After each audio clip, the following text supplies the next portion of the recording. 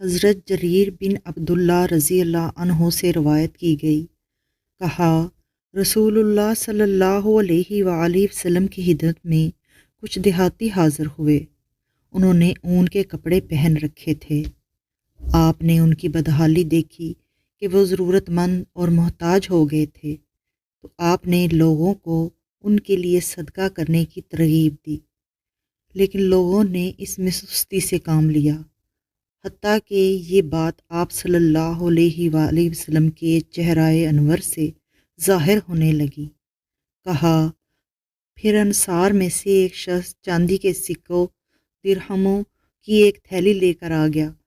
پھر دوسرا آیا، پھر لوگ ایک دوسرے کے پیچھے صدقات لے کر آنے لگے، یہاں تک کہ آپ کے چہرہ انور پر مسرت جھلکنے لگی۔ پھر رسول اللہ صلی اللہ علیہ وسلم نے فرمایا، جس نے اسلام میں کسی اچھے کام کی ابتدا کی اور اس کے بعد اس پر عمل ہوتا رہا، اس کے لیے ہر عمل کرنے والے کے اجر جتنا اجر لکھا جاتا رہے گا، اور ان بعد میں عمل کرنے والوں کے اجر میں کوئی کمی نہیں ہوگی۔ اور جس نے اسلام میں کسی برے کام کا آغاز کیا تو اس کے بعد اس پر عمل ہوا،